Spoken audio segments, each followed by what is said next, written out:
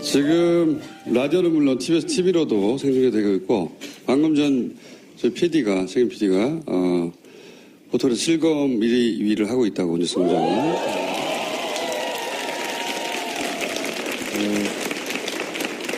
여기 입장하신 분들은요, 딱 200명만 실내로 입장하시고 나머지 못 들어오셨는데, 새벽 3시에 200명이 끌어졌다고 합니다. 네. 많은 분들이 이렇게 제정신이 아닌 상태로 지금 여기 계시고. 지금 이 순서는 저희 뉴스공장 최고 인기 코너죠. 예. 노르가즘 정의당 노회찬 원내대표 나오셨습니다.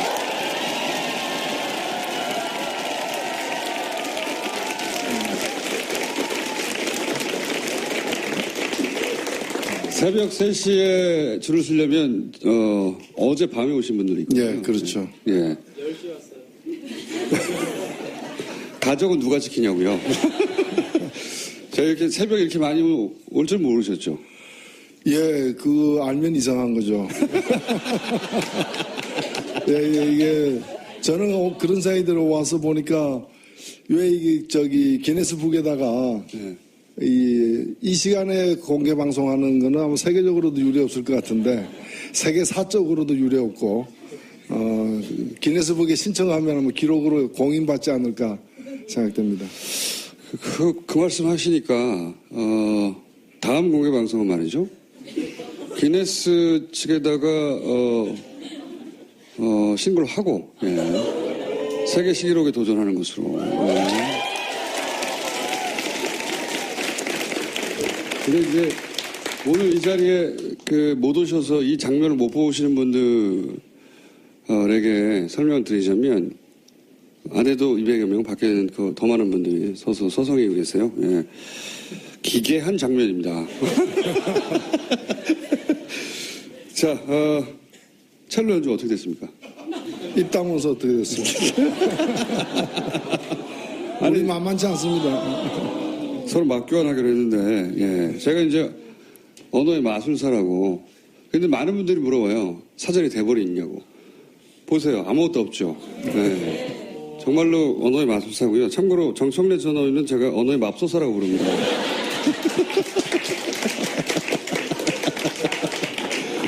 예. 양극단의 쌍벽을 이루는 분인데, 정청래 전 의원은 안 웃긴 걸 웃기다고 막 주장하는 분이죠. 예. 자, 오늘도, 지난 한 주간 있었던 여러 가지 사건에 대해서, 촌촌살인을, 일단 1주년 덕담 한번 해주세요. 예, 제가 여기 와서 참 이 기괴한 광경을 보고 들은 생각은, 대한민국을 누가 지키는지 오늘 와서 알았습니다. 네. 어떤 사람들은 전술핵이 대한민국 지켜준다고 하면서 멀리 이역만리까지 구걸하러 간 사람들도 있는데 여러분들이 이 시간에 이른 시간에 뉴스공장 공개방송에 모인 여러분들이 대한민국을 실제 지키고 있는 사람들이 아닌가. 오늘 이게 대한민국을 지켜왔던 보이지 않던 얼굴들이 오늘 커밍아웃 됐다 이렇게 생각됩니다.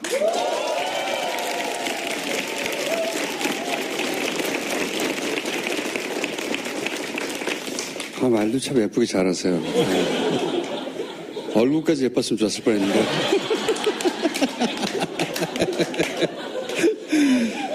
자, 오늘은 제가 언어의 맙소사 역할을 하겠습니다. 허위 사실로 인한 명예훼손이라는. 허위 사실에 의한 혹은 명예훼손 혹은 사자 명예훼손 말씀하시니까 생각나는 게 정균석 전 원내대표가 이제 부부싸움 끝에 목숨을 끊었다 이렇게 노무현 전 대통령에서 대해서 얘기했지 않습니까? 이 발언에 대해서 어떻게 생각하십니까? 예, 있을 수 없는 발언이죠.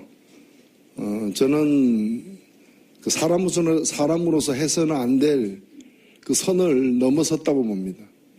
저는 정진석 의원이 어떤 목적, 어떤 명분, 어떤 이유로 그 발언을 했든 간에 관계없이 그 발언 자체에 대해서 뭐 1차 유감 표시는 했다지만 그 정도로는 택도 없다고 보고 제대로 사과를 해야 된다고 봅니다. 물론 사과한다고 해서 그 죄가 없어지는 것도 아니고 고소가 취하되지도 않겠지만은 그래도 그건 인간의 목소리가 아닙니다. 그건 짐승의 마음으로 한 소리죠.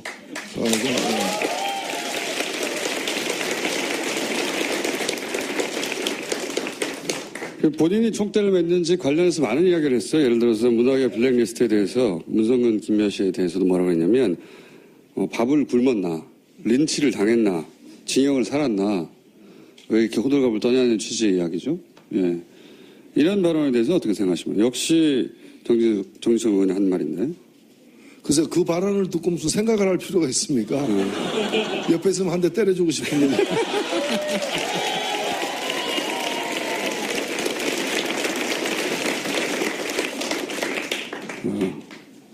노 의원님이 이제 소송을 당하시겠군요. 공개적으로 폭력 행사를 암시했다고. 그러면서 또 뭐라고 그랬냐면 저는 이 대목이 가장 뭐랄까요. 지금 말씀하신 맥락선상에서의 말도 안 되는 얘기라고 생각하는데 노무현 전 대통령 유서 마지막에 누구도 원망하지 말라고 하지 않았냐. 예. 역시 정진석 의원이 한 이야기입니다. 아니 지금 문제의 발단은 우리가 뭐 매일매일 소식을 접하고 있습니다만은 그 이명박 정부 시절에 있었던 그 국정원을 동원한 그 이른바 이제 국정농단 사건이죠. 우리 국민들의 어떤 인권을 침해하고 법을 어겨가면서 한 그 불법 행위가 최근에 와서 그 구체적 증거들이 사실들이 드러나기 때문에 그거에 대해서 이제 수사를 진행 중인데 그걸 왜 노무현 대통령을 끄집어내 가지고 이걸 갖다가 가로막느냐는 거죠. 말이 안 되는 얘기죠.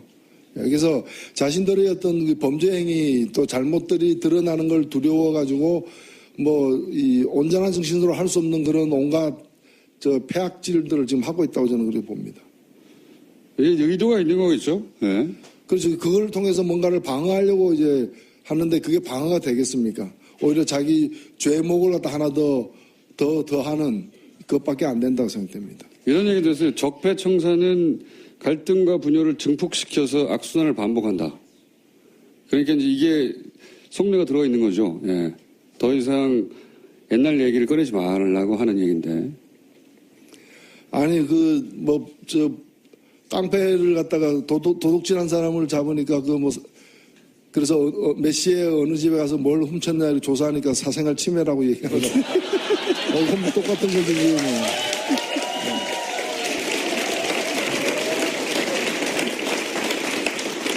아니 아직도 공소시효가 남아있는 범죄 행위에 대해서 또 그것도 간단한 범죄 행위가 아니라 국가 권력을 갖다가 사적으로 동원한 그런 이제 심각한 그 국기문란의 수준의 어떤 범죄 행위를 수사하고 있는데 그걸 가지고 뭐 적폐다 국민을 분열시킨다 그 말이 안 되는 거죠. 왜 그 도둑놈 잡아 넣었더니 왜 가져가고 이렇게 생이별 시키느냐 항의하는 거하고 그 생이별 시켜야지 그럼 사이별 시킵니까?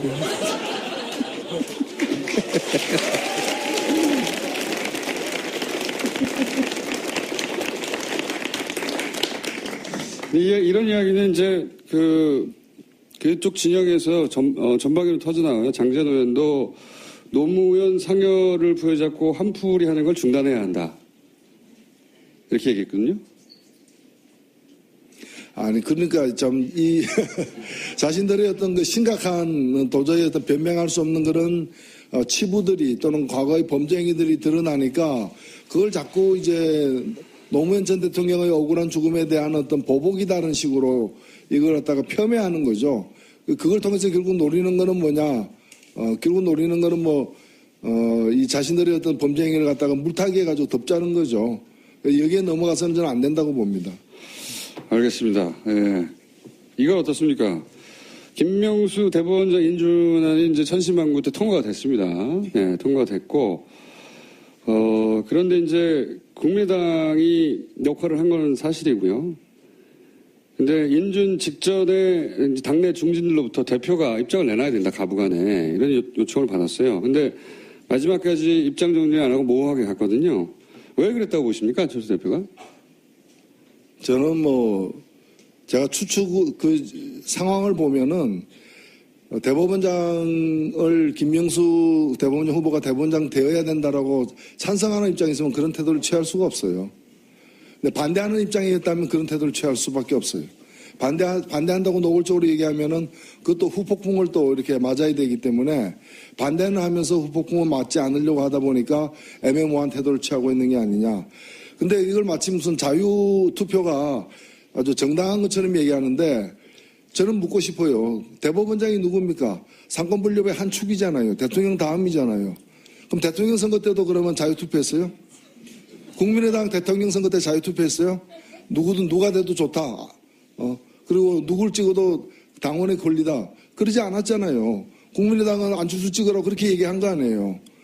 그러면 대법원장을 또 임명하면서 이 사람이 부적격자면은 강하게 이유를 대면서 강하게 반대를 해야 마땅한 거죠. 그게 책임 정치죠. 그리고 그게 합당한 사람이면 합당하다고 얘기를 해야 되는데 대법원장을 임명하는 그 중요한 순간에 합당한지 아닌지 나는 모르겠다. 누가 돼도 그거는 국민의 뜻이다. 이렇게 얘기하면 저 무책임한 행위가 어떻게 있어요. 저는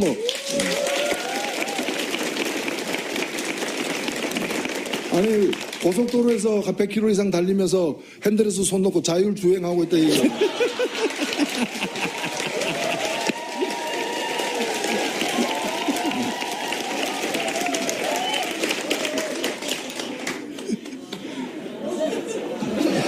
그런 표현이 어떻게 갑자기 생각나죠? 저도 방금 들었어요.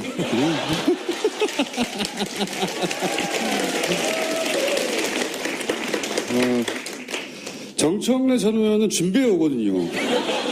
준비해도 이게 안 돼요. 맙소사기 때문에. 예. 근데 어제 안철수 전 대표가 본인이 입장을 밝히지 않은 이유에 대해서 얘기를 했습니다. 왜 밝히지 않았냐? 김명수 대법원장이 고교 동문을 해서 그랬다. 고교 동문인데 내가 입장을 밝히면 얼마나 말들이 많았겠느냐. 요 이유에 대해서 어떻게 생각하십니까? 본인도 아마 말이 안 된다고 생각하고.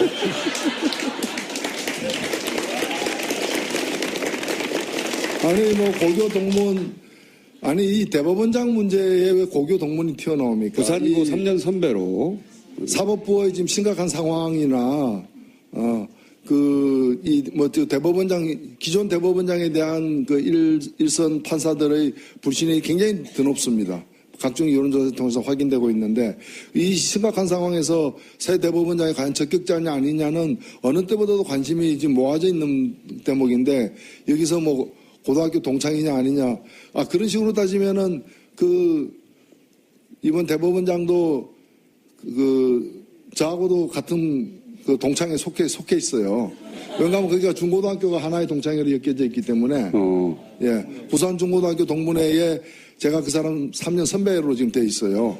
저도 정혜원이고 그 사람 정혜원. 근데 이런 게 무슨 의미가 있어요? 제가 고등학교 동창회 국무총련 해가지고 봐줍니까? 그런 거 없잖아요. 근데 이런 일에 왜 고등학교 동창을 갖다가 끄집어내느냐. 그만큼 이 문제에 대해서 할 말이 없다. 왜 찬성했는지, 왜 반대했는지, 왜 찬성 반대도 아닌 애매한 태도를 취했는지에 대해서 설명할 길이 없으니까 애꿎은 고등학교까지 끌고 나와가지고 평소에 애교심이 있는지도 의문스럽지만은.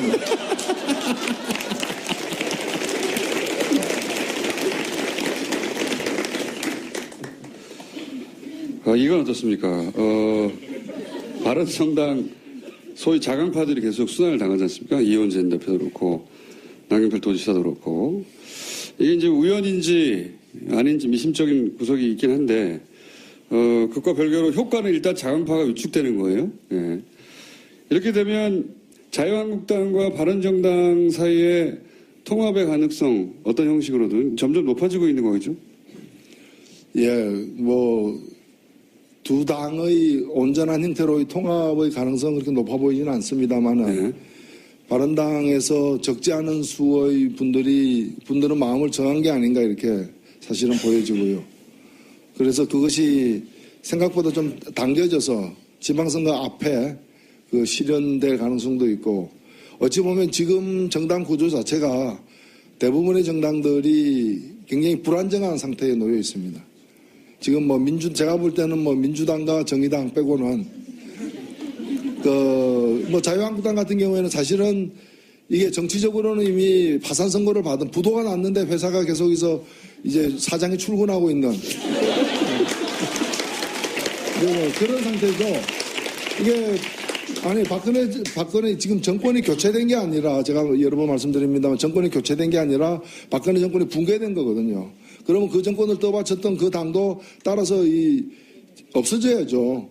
없어지고 새롭게 출발하든가 이렇게 돼야 되는데 지금 부도가 나고 파산당했는데도 계속해서 출근하고 공장에 불 킨다고 공장에 돌아갑니까? 그런 상황이고 그다음에 국민의당 같은 경우에는 민주당에서 나왔는데 지금 바로 나온 상태잖아요. 그리고 대선을 위해서 나왔는데 대선이 끝났잖아요. 다음 대선을 지난번 대선과 같이 치를 어떤 생각들이 확고한 것도 아니기 때문에 언제 돌아갈까, 언제 어디로 갈까 이게 굉장히 방황하고 있는 그런 집단인 거고 바른당도 마찬가지죠. 저는 바른당과 같은 당이 과거의 어떤 낡은 보수의 틀을 벗어나고 좀 새롭게 보수가 출발하는 시발점이 되길 바랬지만은 아직은 보면은 그냥 이제 시발점이 그냥 점만 있는 예, 그냥 점으로만 존재하는 그런 상태이기 때문에 안타깝게도 이런 상황이 다음 총선까지 굉장히 이제 한국 정치를 좀 유동적으로 만드는 그런 상황이 아닌가. 그 속에서 지금 말씀하신 자강파 무슨 파 이런 얘기도 나오고 있다 이렇게 보여집니다. 바른정당과 국민의당 간의 연대를 모색하는 분들도 꽤 있습니다. 최근에 국민통합포럼이라고 바른정당 내 일부 그리고 국민의당 의원 일부 간에 정기적으로 모여서 연대를 모색하는 모임을 만들었거든요. 그것도 점과 점이죠. 그래서 이어보니까 그냥 선이죠. 면이 아니고.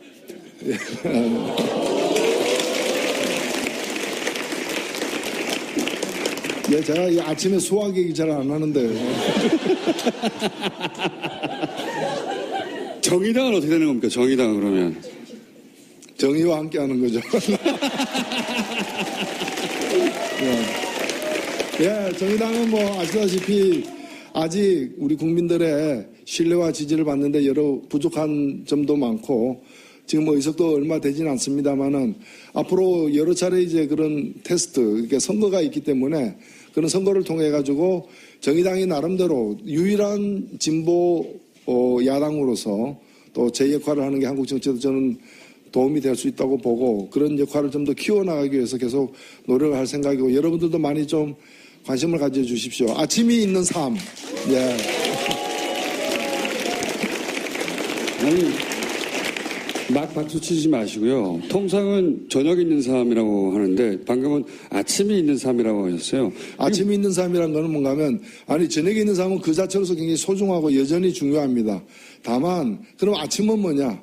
아침이 괴로운 분들 많아요. 아침에 출근할 곳이 없는 사람들. 예. 아침에 출근하더라도 지긋지긋한 직장에 가는 분들. 예. 그나마 아침에 또 공개방송이 매일 있는 것도 아니기 때문에. 예. 그래서 아침이 행복한 사회, 아침이 행복한 나라. 이거 우리가 좀 가야 될 길이 아닌가 저는 그렇게 생각합니다.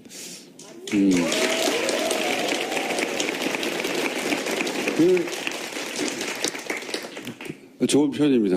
근데 아침에 너무 많은 분들 어떡하죠, 이분들? 아침에 엄청 많은 분들도 있어요. 마지막으로 이거 하나만 더 여쭤볼게요. 시간이 벌써 다 됐어요? 네. 최근 이 블랙리스트 관련해서, 황석영 씨, 소설가 황석영 씨도 여기 포함됐을 줄은 몰랐습니다.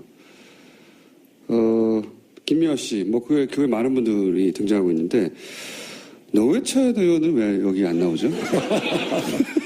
저쪽도 포기했겠죠, 블랙리스트에 올려도 소용없다, 이런. 그래서 저는 그런 얘기를 하고 싶어요. 이미 그 사람들이 집권할 가능성은 앞으로도 없겠지만은, 쉽게 포기하면 안 된다, 이제. 제가 이명박 정부 때 일로 기억나는데, 그때 군대 내에서 이렇게 반입되는 도서에 대해서 금지 도서 목록을 만들었어요. 일종의 도서 블랙리스트인데 시중에 팔고 있는 책까지 다 이제 거기다가 우리가 흔히 얘기하는 양서 이런 책까지도 막 그 금지도서 목록에 넣어가지고 그때 출판사들이 굉장히 좋아했어요. 그것 때문에 사람들이 갑자기 뭐 교보문고 같은 데 가가지고 그 교보문고에서는 그 목록에 있는 책만 따로 모아가지고 찾는 사람들이 갑자기 많아지니까 그 코너를 따로 만들고 있는데 제가 그때 어떤 교수님 한 분을 만났는데 그 교수가 굉장히 막 그 블랙리스트 사건에 대해서 규탄을 하는 거예요. 그러더니 나중에 이제 얘기를 자세히 들어보니까 자기가 그래도 괜찮은 책 여러 권을 썼는데 한 권도 없더라 그 리스트에. 그놈들이 그렇게 무능하다. 좋은 책도 못 알아보고 리스트에 안 넣었다 이제. 그래서 그 규탄한 걸 보고 제가 다양한 방면으로 무능하고 문제가 많았구나.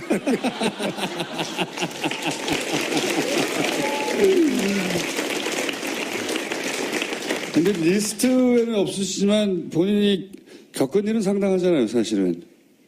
아, 그렇죠. 저는 제가 직접 겪었던 이른바 떡값 검사들을 폭로한 걸로 이제 삼성 엑스파일 사건의 재판에도 저는 관여했다고 봅니다. 김기춘, 김영한 그 메모, 김기춘의 발언으로 나오는 그런 메모에도 보면은 그 구체적으로 이제 재판부 판사 이름까지 검명하면서 대법원 판사 이름까지 검명하면서 이 청와대가 관여한 흔적들이 나오지 않습니까? 아직 저는 언젠가는 그런 이제 증거들도 백일하에 이렇게 드러나는 그런 날이 올 거라고 보여지고요. 그래서 음으로 양으로 다 관여가 돼 있으리라고 생각됩니다. 사실 노회찬 전이 아니죠, 현이죠. 제가 전 의원 시절을 얘기하려고 전에는 보니까. 전이었습니다. 진짜 고생 많이 하셨어요. 제가 가까이 지켜봤는데 어쩜 그렇게 괴롭히는지 꼼꼼하게 붙어가지고 대표님을 정치일선을 복귀하지 못하도록 하는 모든 수단과 방법을 다 강구해서 괴롭혔죠. 그러나 다시 살아나서 누구의 도움도 없이 혼자 스스로 살아나서 다시 저희 앞에 와서 정청래 의원과는 다르게 언어의 마술사 역할을 해주고 계신 노회찬 오늘 박수 부탁드립니다. 네, 감사합니다.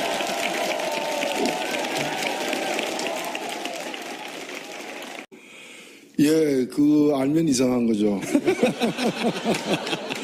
이게 저는 그런 생각이 들어와서 보니까 왜 이게 기네스북에다가 이 시간에 공개 방송하는 거는 아마 세계적으로도 유례 없을 것 같은데 세계사적으로도 유례 없고 기네스북에 신청하면 기록으로 공인받지 않을까 생각됩니다. 그 말씀 하시니까 다음 공개 방송은 말이죠. 기네스 측에다가 신고를 하고 세계 시기록에 도전하는 것으로. 근데 이제 오늘 이 자리에 못 오셔서 이 장면을 못 보시는 분들에게 설명을 드리자면 안에도 200여 명, 밖에는 더 많은 분들이 서서 서성이고 계세요. 기괴한 장면입니다. 자, 첼로 연주 어떻게 됐습니까? 입다문서 어떻게 됐어요? 우리 만만치 않습니다. 서로 맞교환하기로 했는데, 제가 이제 언어의 마술사라고. 근데 많은 분들이 물어봐요. 사전에 대본이 있냐고. 보세요. 아무것도 없죠. 정말로 언어의 마술사고요. 참고로 정청래 전 의원은 제가 언어의 맙소사라고 부릅니다.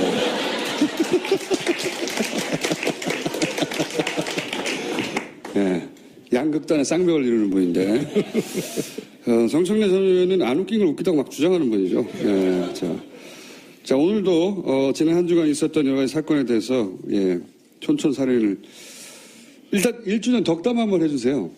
최근에 와서 구체적 증거들이 사실들이 드러나기 때문에 그거에 대해서 이제 수사를 진행 중인데 그걸 왜 노무현 대통령을 끄집어내 가지고 이걸 갖다가 가로막느냐는 거죠. 말이 안 되는 얘기죠.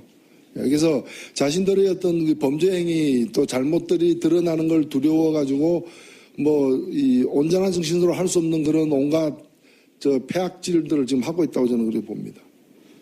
의도가 있는 거겠죠? 네. 그래서 그걸 통해서 뭔가를 방어하려고 이제 하는데 그게 방어가 되겠습니까? 오히려 자기 죄목을 갖다 하나 더 하는 그것밖에 안 된다고 생각됩니다. 이런 얘기도 했어요. 적폐청산은 갈등과 분열을 증폭시켜서 악순환을 반복한다. 그러니까 이제 이게 속내가 들어가 있는 거죠. 예. 더 이상 옛날 얘기를 꺼내지 말라고 하는 얘기인데. 아니 깡패를 갖다가 도둑질한 사람을 잡으니까 그래서 몇 시에 어느 집에 가서 뭘 훔쳤냐 조사하니까 사생활 침해라고 얘기하는 거. 그럼 똑같은 거지 지금.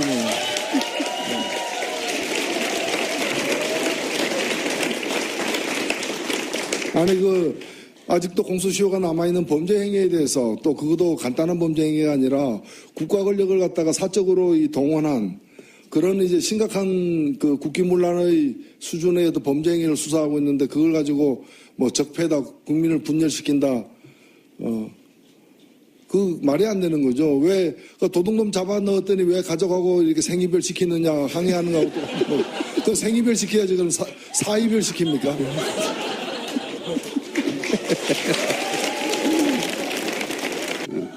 예, 제가 여기 와서 참 이 기괴한 광경을 보고 들은 생각은 대한민국을 누가 지키는지 오늘 와서 알았습니다.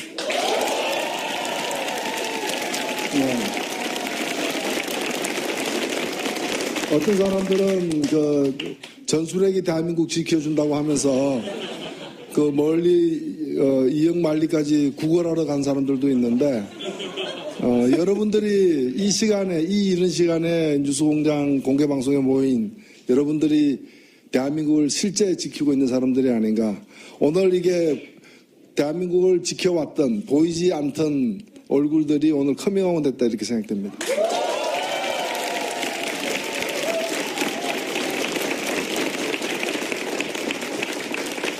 말도 참 예쁘게 잘하세요. 얼굴까지 예뻤으면 좋았을 뻔했는데.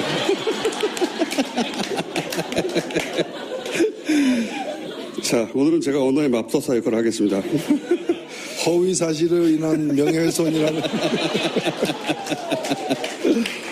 허위 사실에 의한 혹은 명예훼손 혹은 사자 명예훼손 말씀하시니까 생각나는 게 정균석 전 원내대표가 이제 부부 싸움 끝에 목숨을 끊었다 이렇게 노무현 전 대통령에서 대해서 얘기했지 않습니까? 이 발언에 대해서 어떻게 생각하십니까? 예, 있을 수 없는 발언이죠. 저는 사람으로서 해서는 안 될 그 선을 넘어섰다고 봅니다. 저는 정진석 의원이 어떤 목적, 어떤 명분, 어떤 이유로 그 발언을 했든 간에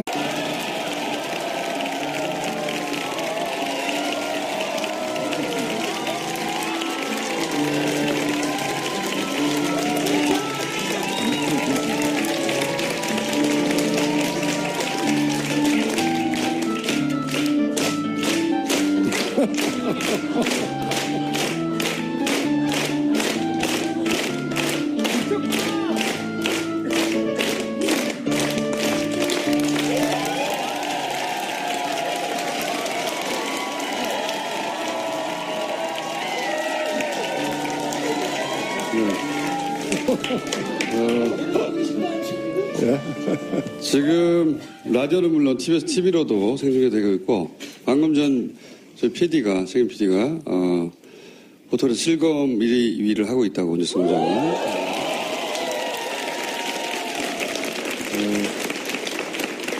여기 입장하신 분들은요, 딱 200명만 실내로 입장하시고 나머지 못 들어오셨는데 새벽 3시에 200명이 끌어졌다고 합니다. 네. 많은 분들이 이렇게 제정신이 아닌 상태로 지금 여기 계시고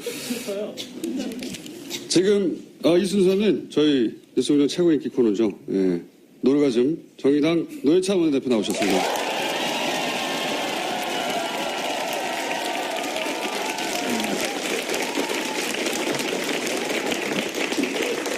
새벽 3시에 줄을 서려면 어제 밤에 오신 분들이 있거든요. 예, 그렇죠. 예. 10시 왔어요. 가족은 누가 지키냐고요. 제가 이렇게 새벽에 이렇게 많이 올 줄 모르셨죠. 관계없이 그 발언 자체에 대해서 1차 유감 표시는 했다지만 그 정도로는 택도 없다고 보고 제대로 사과를 해야 된다고 봅니다. 물론 사과한다고 해서 그 죄가 없어지는 것도 아니고 고소가 취하되지도 않겠지만은 그래도 그건 인간의 목소리가 아닙니다. 그건 짐승의 마음으로 한 소리죠.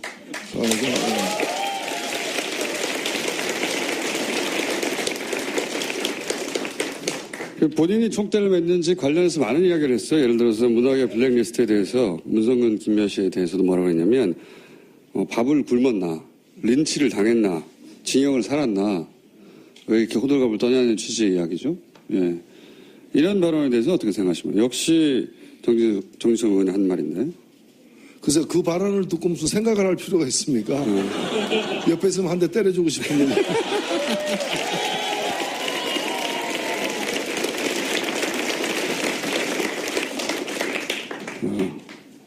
노 의원님이 이제 소송을 당하시겠군요. 공개적으로 폭력 행사를 암시했다고. 그러면서 또 뭐라고 그랬냐면 저는 이 대목이 가장 뭐랄까요. 지금 말씀하신 맥락선상에서의 말도 안 되는 얘기라고 생각하는데 노무현 전 대통령 유서 마지막에 누구도 원망하지 말라고 하지 않았냐. 예.